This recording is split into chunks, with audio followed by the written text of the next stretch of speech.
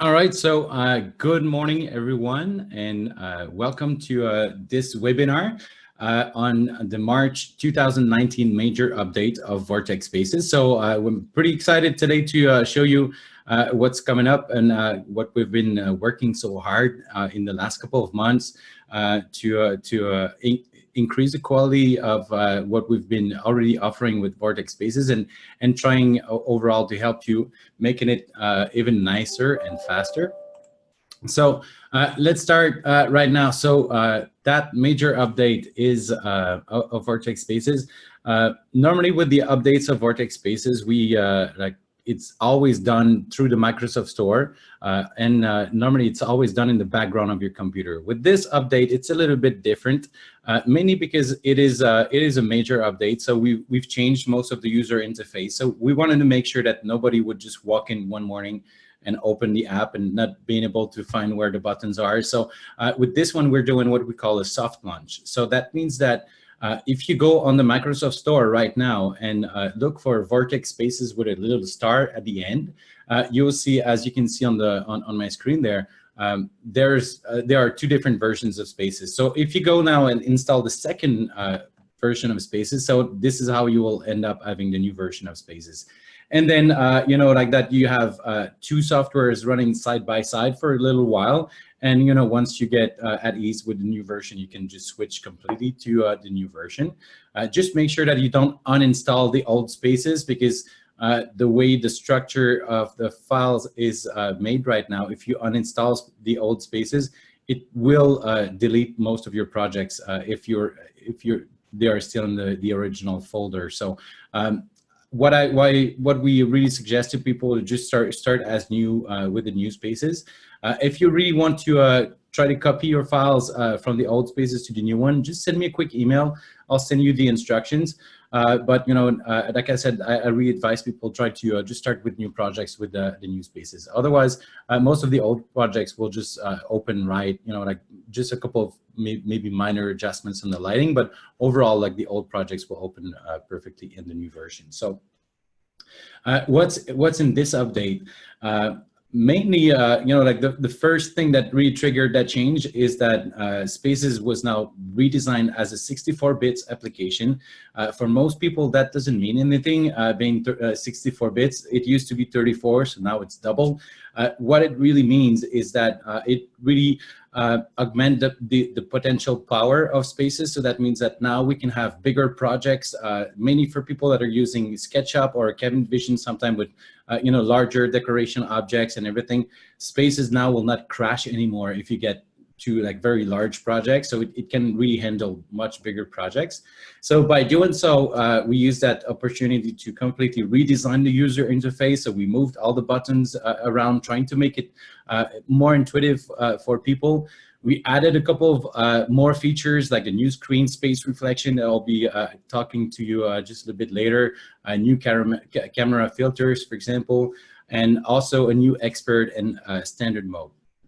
One thing that I always like to explain to people, even before we start going into the features, is that like the whole goal of Spaces is really to help people that are not professional renderer, that do that like all day long, to achieve beautiful renderings and beautiful video walkthrough as quick as possible in the shortest amount of time. Because we know that maybe you show a couple of projects every day, every weeks, and like the less time you spend working on those drawings, then the more time you can spend selling those and servicing your customers. So like every new features, every changes that we've made in that version of Spaces is always keeping that in mind, that we don't want to make that the whole process longer. So like our target is always 15 minutes. So, like even with the new version, it's still 15 minutes, even much faster in most cases, because we've been able to like maybe re-automate some of the features of the lighting, of the exposition and things like that. That overall makes it even easier now to set up the lighting and your materials. So. And don't worry, it's not going to be just on the PowerPoint. I just want to show some of the key features there, and then I'll switch to the real app to show you how it is in real life. So now, like the first thing that I want to talk about is the new start screen. So now it's changed a little bit. In that new start screen, we have the ability to choose the project folder location, which is very nice.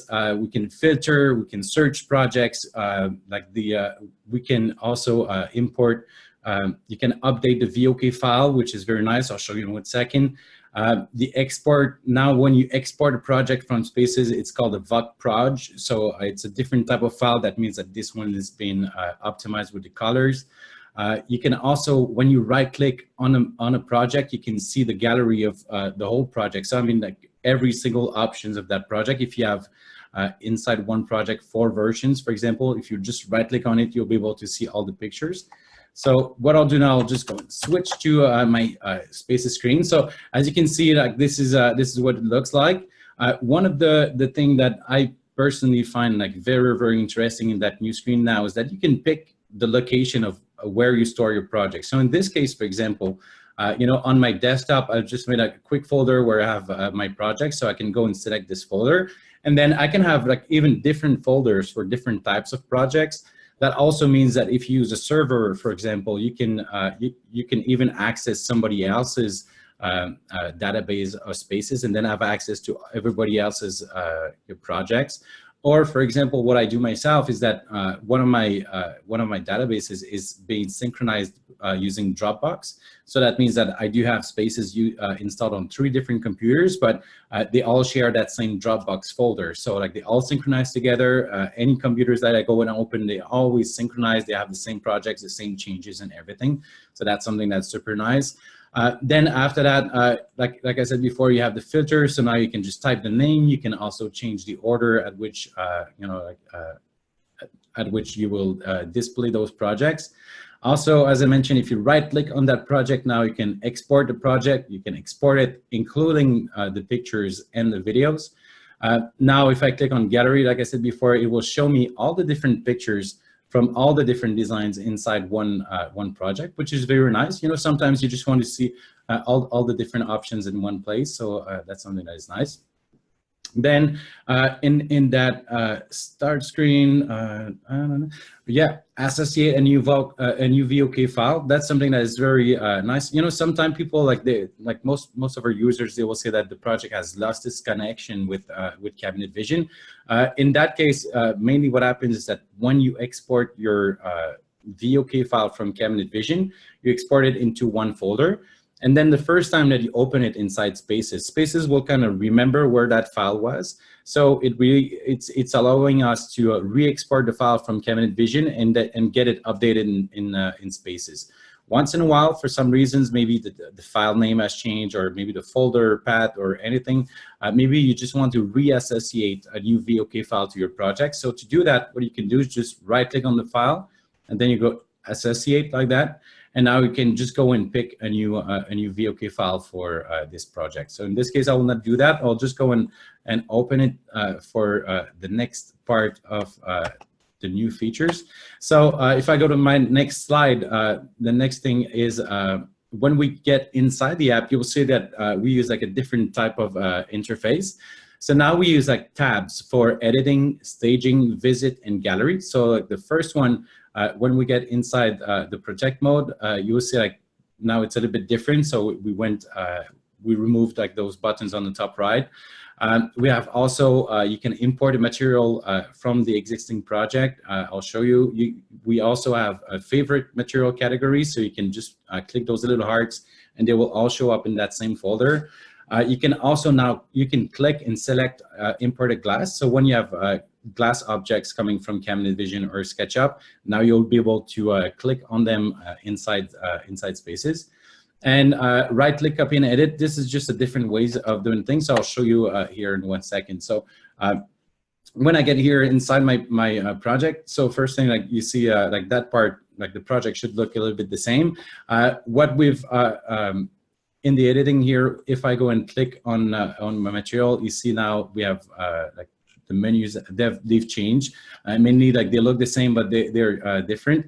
So one thing that you'll see here on the left is that you can see the previous material and then the next material. So when I go and change I can always compare, like with what was there before. So sometimes it's nice if you want to just to have like a different shade of gray, or also if like the original material when you imported it from Cabinet Vision, for example, if you had a gray floor and now you want to match it with one of the gray floor inside spaces, you'll be able to see them both at the same time. And then after that, when we're inside, if you want to edit the materials, now you see like the rotation will be here on the left. For sure, now I'm picking like probably not the right example. So if I go here and I put my flooring, you see I have my rotation right there that I can go and change and move. Then if I click on that little pen item there, this is where I've got also my translation. So this is where it went now. And as you can see, like if you want to make a copy of this material to edit it even more, you just click on make a copy of this material. Now it will create a copy of the material that I can go and edit. So you see now I've got my more options are showing there. So here I can go and change my material name. I can change the opacity of my material. So that's pretty much like before. The emission, like that's a slider that was there before, but now what was really changed is that it can go more than one. So, and what you'll notice with the emission is that if you go higher than one, it will start blooming. So this is a really nice effect. Maybe you guys noticed in this project, I use that on those light bulbs. So it really looks like those light bulbs are really lit, but it's actually just a yellow type of emissive material. And then after that, I also mentioned that we have the favorite material. So if you just click on that heart and you go to the favorite, now you see like only those favorite materials. And then I can just remove that heart and it will remove from that category. There's also something that is nice in some of those maybe if I go in the countertops, it's better. So like, for example, like we have a show all button. So that show all button is nice if you go in a category of countertops, like this one here, when I have like, for example, like 3 different categories inside one category. So I can just click on show all, and now it will show me all the different options inside that one category. So you don't need to go and open one by one all of the different folders. And then also, as I mentioned before, like you can now any glass object that is imported, you can go and click on it. So that's something that is nice. And I also mentioned the copy and edit. So that's pretty much it for that part. Also, if you have any questions during the webinar or even at the end, there's a chat window inside this application, so you can go and type your questions. I'll be happy to answer them as you go and type them. So let's switch back to my slide. So the next one is here, the blooming material. So this is something that I just mentioned. It's, in my opinion, one of the biggest visual difference in the renderings in this new version compared to the old one. Having those blooming materials like that on light bulbs, on different types of materials, really adds a lot of life to the project. So it's something that that is really nice, and I'm sure you'll have a lot of fun to experiment and play with it. Then after that, when we get to the staging tab, basically the staging, this is where we do all of the graphic options and all of the lighting. In there, we added some color grading and new picture filters. Also, something that is nice is that when you add a light to a group, it now copies its properties, and then you can also delete lights. So delete lights, it's you know, it looks weird, but people have been asking that for so long, and I guess we've been almost ashamed that it was not in the software already. So now I'll go and switch to my spaces. So if I click on staging, you see now those lights, first, when the light is off, now it's gray instead of yellow. So that's something that is nice. With those lights here, if I go, for example, and just take one light there, and for example, I'll change the temperature or intensity. If I hold control on my keyboard and click on that other light, you see now it's been copied. So it just took the same temperature and the same intensity. So that's also really nice when you go and add more lights to a project. Then after that, most of those options now, they're right here on the left. So I've got still like the type of lights, intensity, range, temperature, that's pretty much the same. If you want to use the IES light profiles, now it's on the bottom of those lights. Then here, if you want to move them, that's pretty much the same. That hasn't changed. So for the lights, yeah, that's pretty much it for the lights. Then after that, if you click here on the top buttons here, those render settings, this is where you will find now the camera settings. So if you want to change the field of view inside your project. Then after that, we've got the camera filters. So those filters, if I go here and take a look at that filter list, you see I can give like that 1970 effect, that vibrant effect, and any of those effects now, if I go, I can change the contribution, so you can make it affect more or less inside of my project. Then after that, I'll just turn it off. Color grading, this is another option that is really nice. The first, we've got the tone mapper by default, and also as you know, with spaces, pretty much all of the settings inside the app, they're always turned on by default, and they all have you know, default values. This is something that we've been working so hard trying to figure out what were all the default values that would just work best in most of the projects. So you know, really most of those sliders and options there, what we really hope is that people don't really need to use them. But some of them, like the filters, this is really nice. You know, if you have like an artistic side, maybe you want to add some really nice colors. But like the tone mapper is something, for example, I can go and put a filmic effect like that. It really increased you know, all the shadows, like the depth of the product, increase also like some of the saturation of the colors. Then if I go back to natural, you see here, we can also play with the contrast inside the project. We can play with the saturation, the exposure also right here inside the project. Then we've got a vignette that was there before, is still there. When we get to the sun here, first we have the ambient light. So like that's also still there. One thing that we've changed a lot inside the app is like most of the features, for example, like all of the shadows, all of the blooms, all of the ambient occlusion, all of the eye adaptation. So a lot of the features that are just there that you don't really need to play with, they've been updated to newer versions. So like they like all of the shadows, they just look better. So most of those things, they look better as well. So and then after that, for the sunlight here, you see I can change the intensity of my sunlight. So that's pretty much the same thing. Then sun shaft again. So like those menus there, and you know, we close them up, so it's less confusing.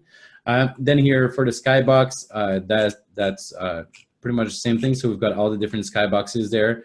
You can just go and click on those skybox. You can change the exposure. You can change the rotation as well of the skybox. So that's pretty much it for the screen now. So let's move on to the next one, which is one of the really nice features inside Spaces.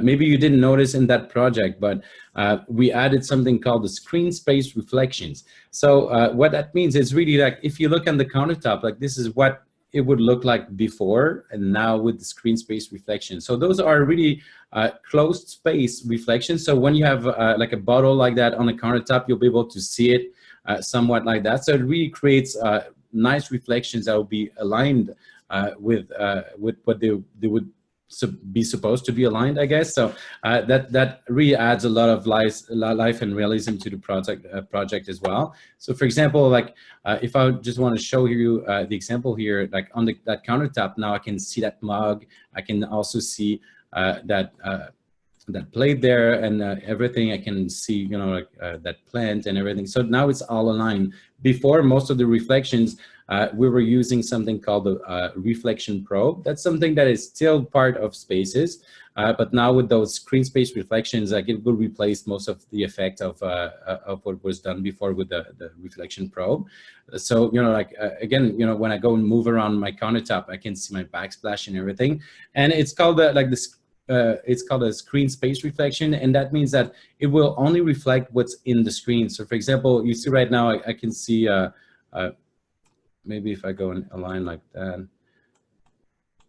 So you see now I can see my backsplash behind my oven, but if my oven is not in the picture, then it will not show up the reflection. So and it's very nice feature. It's something that adds a lot of life, especially also if you have like very shiny floorings. Now you'll be able to see. I can even show you here if I go and put like a very shiny floor, maybe something here. So you see like that. So now I can see like the side of my cabinets and everything. So that's something very nice as well. Then after that, if I go here, switch back to my PowerPoint. So next in the visit screen. So this is something that has, again, just changed slightly around with the buttons. But some of the changes done to that tab is mainly that you can access the video settings from that screen. So basically just change the video resolution and everything without having to go in settings like before.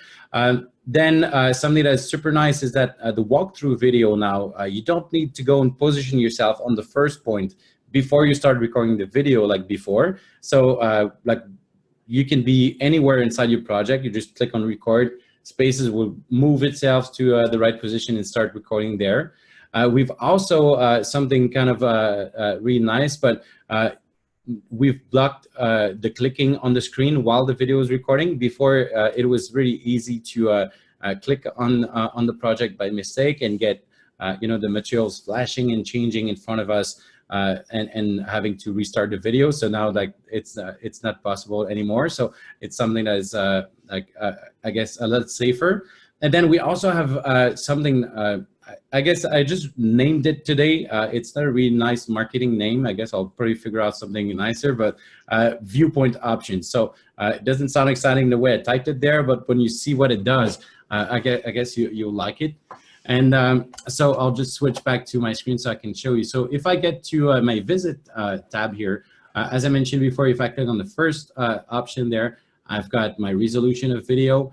Soundtracks, that's something actually it's coming. It's not there quite yet. I guess on my version, I get to have some trying things, but soundtracks is something that we've been thinking of adding inside Spaces for quite a while now. So we're kind of testing it, see how it works, and trying to figure out what's the best way of adding that feature to Spaces. But if you guys would like to see soundtracks, if you have ideas, if you like to put your own music, if you like to buy music, or if you'd like us to supply like a bank of available libraries, maybe you just send me an email. Let me know what you think. Then if I click here on the viewpoint lists, so first thing you see, I've got all my different viewpoints, so that's pretty much the same thing. If I want to add a viewpoint, I just click on plus there, so it's almost the same thing. If I want to edit those points, now I cannot right click on it. So if I want to edit them, I just need to click on that little pen. That little pen is something that you'll see pretty much everywhere inside Spaces whenever you can edit something in a list or in menus. So like that, I can just go and select my points and delete them. One thing that you'll really appreciate here is that I can just by one click go and select everything in my viewpoints. You know, I use Spaces personally myself, so every time I can remove one click from you know, the whole process, I always try to ask the guys to do it. So that's something, and the other one will just uncheck all of those viewpoints. Then what I was talking about, those viewpoint options. So like, let's call it a transition effects between the different points. So what that means right now, and this is only the beginning. Right now we've got teleport, we've got ×2, ×4, and then half the speed. So what it means is that if I click on add now, it will add some like scissors, and I can go and just like place it in here. So what that means is that during my visit, and I'll press play in 1 second to show you, but it will start visiting from here to here and then jump to the second point. So it will just not record or not even show you what's going in between those 2 points. So now that means that you can just do like a really nice travel sequence, just like the ones you would see on those you know, TV shows and everything. So by doing it like that, that means you can just do, you know, one really nice traveling and not having to go back in that hallway and everything.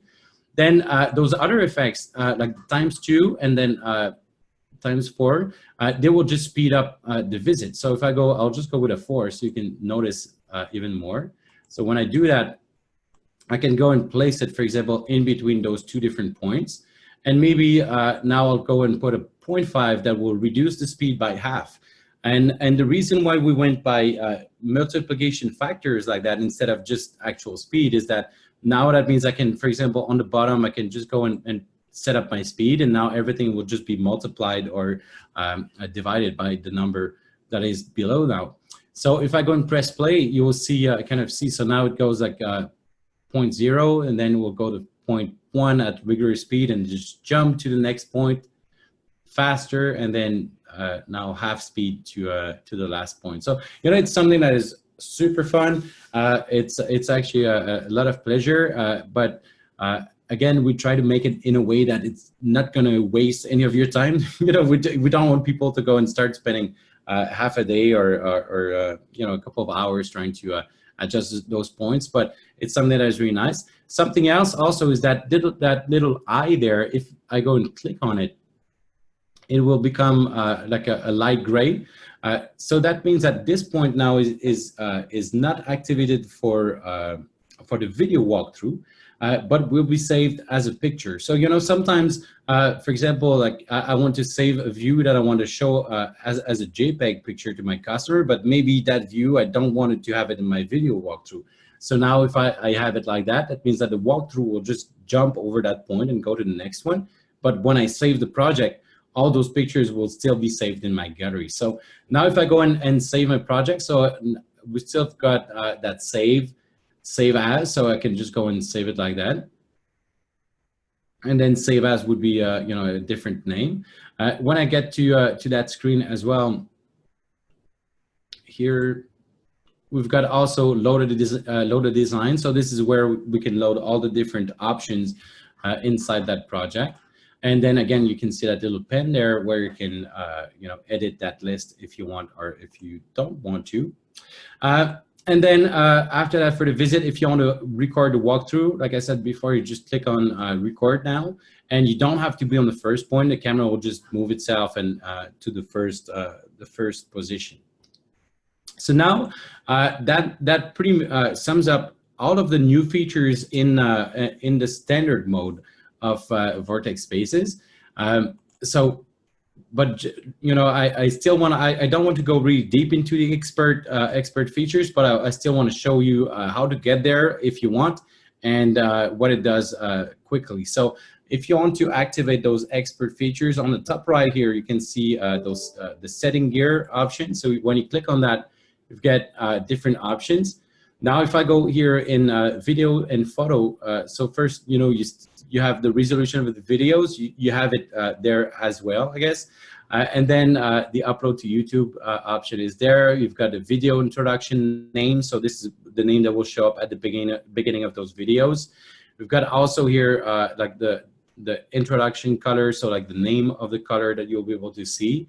And then in general here, this is where I can activate the expert mode. So if I go and activate the expert mode, now when I go back to my screen, you see it's pretty much the same, but when I go and click on staging, for example, and look at the render settings, now I have way more settings there. So for example, I can play with the bloom option, I can play with reflection, eye adaptation.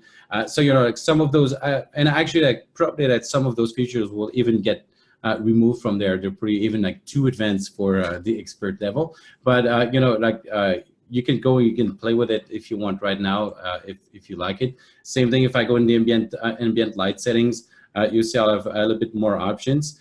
Also, something that we've started working on. It's kind of like a future that is coming up with the sunlight. We're trying to work a way to animate that sunlight.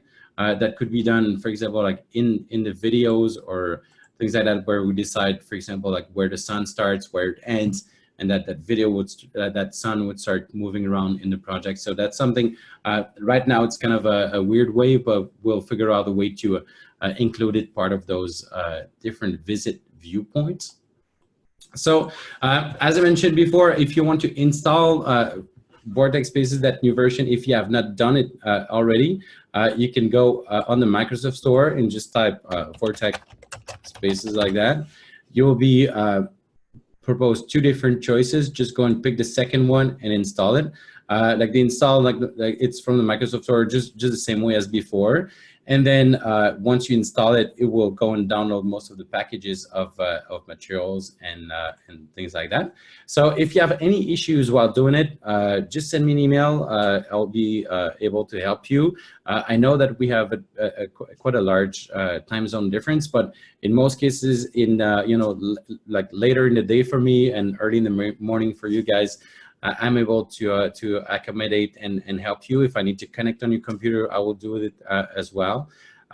So like I said, thank you very much for showing up today to that quick demonstration of the new features of Spaces. If you like it, if there are things that you like, if there are things that you don't like, also just let me know. Send me emails.